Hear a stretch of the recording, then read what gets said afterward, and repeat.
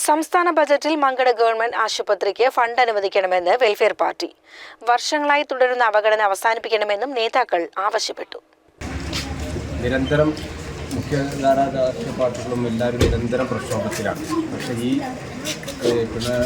രണ്ടാമത്തെ പിണറായി സർക്കാരും നിരന്തരം അവഗണനയാണ് മങ്കട മണ്ഡലത്തിനോട് കാണിച്ചത്. അതിൻ്റെ ഏറ്റവും വലിയ ദൃഷ്ടാന്തമാണ് ഈ ഹോസ്പിറ്റൽ. ഇവിടെ അടിസ്ഥാനപരമായിട്ടുള്ള സ്റ്റാഫ് പാറ്റേണുകളില്ല, ഒരു എക്സ്റേ യൂണിറ്റുകളില്ല, അങ്ങനെ ഒരു PSCക്ക് വേണ്ട സൗകര്യം പോലും ഇല്ല. പക്ഷേ 2014 താലൂക്ക് ഹോസ്പിറ്റലായി പ്രഖ്യാപിച്ചിട്ടുണ്ട്.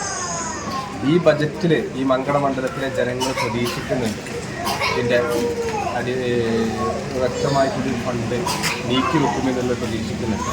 വർഷങ്ങളായി തുടരുന്ന അവഗണന അവസാനിപ്പിക്കണമെന്നും ഇത്തവണത്തെ സംസ്ഥാന ബജറ്റിൽ തുക വകയിരുത്തണമെന്നും മങ്കട ആശുപത്രി സന്ദർശിച്ചുകൊണ്ട് വെൽഫെയർ പാർട്ടി മങ്കട മണ്ഡലം പ്രസിഡന്റ് KP ഫാറൂഖ് ആവശ്യപ്പെട്ടു. CCN പെരിന്തൽമണ്ണ.